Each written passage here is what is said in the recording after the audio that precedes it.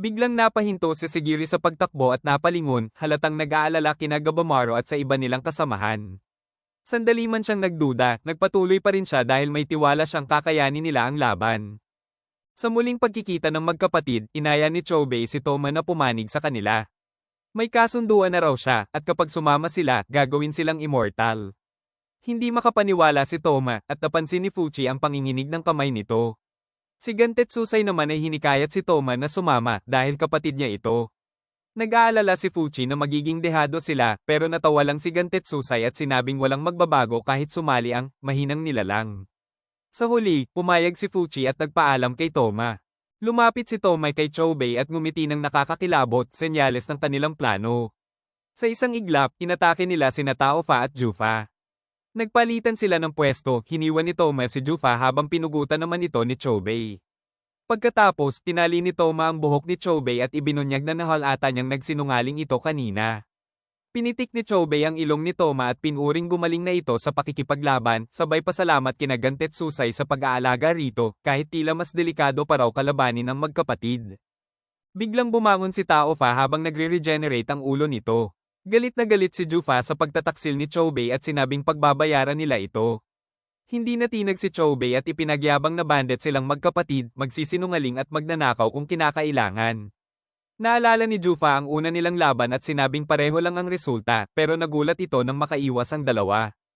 Pinagtulungan nila si Jufa sa mabilis at sabayang galaw, at sa isang iglap ay naputol ni Toma ang ulo nito. Kahit pugot, gumamit pa rin si Jufa ng tao at umatake gamit ang Senjutsu, Tin Splitter. Nailigtas ni Chobei si Toma at pinuri ang moves nito, pero agad silang naging seryoso nang muling mag-regenerate si Jufa.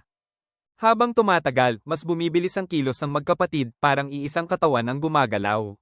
Nagulat si Jufa nang mamaster ni Chobei ang tao at ma-detect ito, habang kapansin-pansin din ang paglakas ni Toma na naging dahilan para mahiwa ang mukha nito. Dahil sa sobrang galit, binalewala na ni Jufa ang ritual at mariing ipinahayag na papatayin niya ang magkapatid. Nanlaki ang mga mata ng matandang menyok nang makita ang katawan ni Taofa. Halos mawala siya sa sarili habang lantaran niyang pinupuri ang puwet at dibdib nito na sinang-ayunan pa ni Fuchi. Ayon pa sa matanda, sa kakayahan nitong regeneration at superhuman figure, si Taofa raw ang perpektong larawan ng isang kamanghamanghang pantas. Nagpasalamat si Taofa, pero sa isang iglap ay mabilis siyang lumapit, pinalaki ang kanyang braso at sinuntok ang menyok. Nagbuff din ang kanyang paa at sinipa ito ng malakas. Napanganga si Fuchi sa nasaksihan. Ngumiti si Taofa at tinawag siyang cute, saka inaya kung gusto ba niyang subukan ang Bochu Jutsu sa kanya, kahit gagawin pa rin daw niya itong tan. Hindi nagpatinag si Fuchi at mabilis na pinutol ang kamay ni Taofa, sabay tanggi sa alok nito. Aniya, ang tanging interes niya ay kung ano ang nasa loob ng katawan nito. Tinawag siyang menyok ni Taofa, pero pumayag itong ipakita kung talagang gusto niya. Muling bumangon si Gantetsusai at sinabing sisikat siya kapag napatay niya si Taofa dahil isa itong ideal na babae. Biglang lumitaw ang mga muscle ni Taofa at ginamit iyon upang salagin ang mga espada ng dalawa. Kahit tuloy-tuloy ang pag-atake ni Fuchi at Gantetsusai, madali niya itong naiiwasan. Sa isang punto, muntik nang matamaan ni Gantetsusai si Fuchi, pero mabilis itong nakaiwas at sa swabeng pag-ikot sa sahig ay naputol niya ang mga paa ni Taofa. Susundan sana iyon ng isa pang atake, ngunit nagpakawala si Taofa ng tao, at sa invisible force nito ay napatalsik ang dalawa. Agad na napagtanto ni Fuchi na ang di nakikitang atakeng iyon ang tinatawag na tao. Habang inoobserbahan nila si Taofa, sinabi ni Fuchi na para matalo ang isang Tencent, kailangan nilang sirain ang tanden nito sa pamamagitan ng paghadlang sa tao. Ngunit may malaking problema, hindi tulad ng iba, hindi nila kayang gumamit o makadetect ng tao. Ipinahayag ni Taofa na oras na para sa Hakiji Fukusho ritual, at silang dalawa ang magsisilbing offerings. Isang flashback ang ipinakita kung saan tinuturuan ni Shien sina Fuchi kung paano gamitin at maramdaman ang tao dahil siguradong iikot dito ang laban. Sinubukan silang gabayan ni Shien pero hindi pa rin nila masense ang tao na inilalabas niya.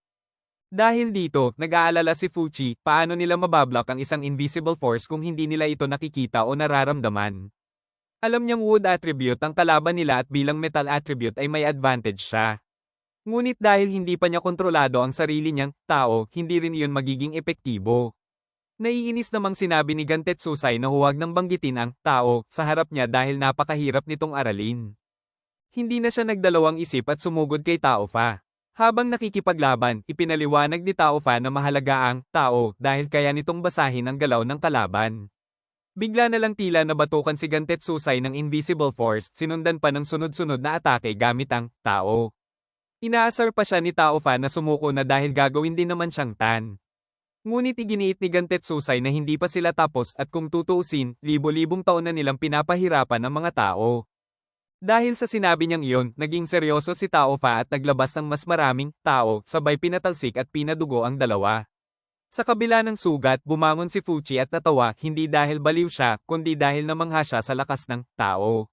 Kita sa mukha niya ang excitement na pag-aralan ito. Nagulat si Tao Fa sa biglang pagbabago ng ekspresyon nito. Maya-maya, bumangon din si Gantetsusai, tila mas ganado pa. Napangiti na lang si Tao Fa at sinabing baka sira na ang ulo ng mga ito. Muling sumiklab ang laban. Nagpakawala ulit siya ng atake, pero sa pagkakataong ito, nagawa na itong makita ni Gantetsusai at nakaiwas siya. Ikinagulat ito ni Tao Fa at sa isang mabilis na galaw, nagawa ni Gantetsusai na tamaan siya. Sa sandaling iyon, tila naintindihan na ni Gantetsusai ang tao. Ngunit hindi pa tapos ang laban, agad din siyang tinamaan muli ng isa pang atake mula kay Tao Fa. Isang flashback ang ipinakita kung saan sinabi ni Shien na nahihirapan si Gantetsusai kontrolin ang kanyang tao dahil makitid ang isip nito, hindi siya naniniwala sa mga bagay na hindi niya nakikita. Sinubukan pa nga ni Nurugay na kumbinsihin silang seryosohin ang training, pero tila wala talagang interes ang dalawa noon.